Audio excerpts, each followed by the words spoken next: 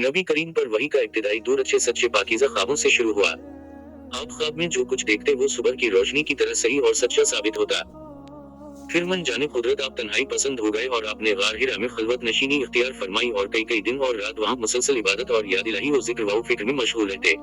जब तक घर आने को दिल ना चाहता तोशा हमराह लिए हुए वहाँ रहते। तोशा खत्म होने पर ही अहलिया मोहतरमा खदीजा के पास तशरीफ लाते और कुछ तोशा हमराह लेकर फिर वहाँ जाकर खलवत गुज़ी हो जाते। यही तरीका जारी रहा यहाँ तक कि आप पर हक मुनकशिफ हो गया और आप गार हिरा ही में क़याम पजीर थे कि अचानक जबराइल अलैहिस्सलाम आपके पास हाजिर हुए और कहने लगे कि ए मोहम्मद पढ़ो। आप फरमाते हैं कि मैंने कहा कि मैं पढ़ना नहीं जानता। आप फरमाते हैं कि फरिश्ते ने मुझे पकड़कर इतने जोर से भेजा कि मेरी ताकत जवाब दे गई। फिर मुझे छोड़कर कहा कि पढ़ो। मैंने फिर वही जवाब दिया कि मैं पढ़ा हुआ नहीं हूँ। इस फरिश्ते ने मुझको निहायत ही जोर से भेजा कि मुझको सख्त तकलीफ महसूस हुई। फिर इसने कहा कि पढ़। मैंने कहा कि मैं पढ़ा हुआ नहीं हूँ। फरिश्ते ने तीसरी बार मुझको पकड़ा और तीसरी मर्तबा फिर मुझको भेजा। फिर मुझे छोड़ दिया और कहने लगा कि पढ़ो अपने रब के नाम की मदद से जिसने पैदा किया और इंसान को खून की फटक्की से बनाया। पढ़ो और आपका रब बहुत ही मेहरबानियां करने वाला है।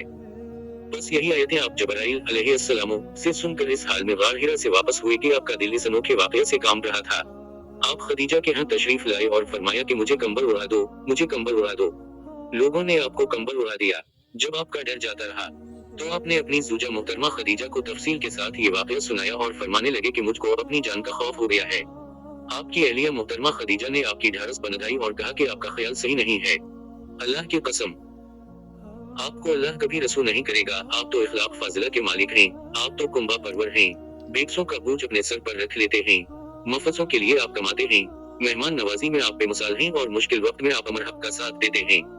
ऐसे औसाफ हसना वाला इंसान यूं बेवकत जिल्लत व खारी की मौत नहीं पा सकता। फिर मजीद तसल्ली के लिए खदीजा आपको वर्का बिन नौफल के पास ले गईं, जो उनके चचाजाद भाई थे और जमाना जाहिलियत में नसरानी मजहब इख्तियार कर चुके थे और अबरानी जबान के कातिब थे। चुनाचा इंजील को भी हसब मंशाए खुदांदे अबरानी जबान में लिखा करते थे। इंजील सरयानी जबान में नाज़िल हुई थी, फिर इसका तर्जुमा अबरानी जबान में हुआ। वर्का उसी को लिखते थे। वो बहुत बूढ़े हो गए थे, यहाँ तक कि इनकी बीनाई भी रुखसत हो चुकी थी। खदीजा ने उनके सामने आपके हालात बयान किए और कहा कि चचाजाद भाई, अपने भतीजे मोहम्मद की ज़बानी जरा उनकी कैफियत सुन लीजिए। वो बोले कि भतीजे आपने जो कुछ देखा है इसकी तफसील सुनाओ। चुनाचा आपने अज़व्वल ता आखिर पूरा वाकया सुनाया, जिसे सुनकर वर्का बेख्तियार होकर बोल उठे कि ये तो वही नामूस मुअज़्ज़ज़ राज़दान फरिश्ता है जिसे अल्लाह ने मूसा अलैहिस्सलाम पर वही देकर भेजा था। काश मैं आपके इस अहद नबूवत के शुरू होने पर जवान उम्र होता। काश मैं इस वक्त तक जिंदा रहता जबकि आपकी कौम आपको इस शहर से निकाल देगी।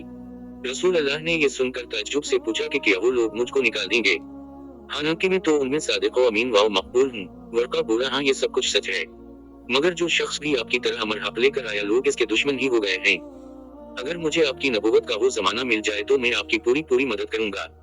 मगर वर्का कुछ दिनों के बाद इंतकाल कर गए। फिर कुछ अर्सा तक वही की आमद मौकूफ रही।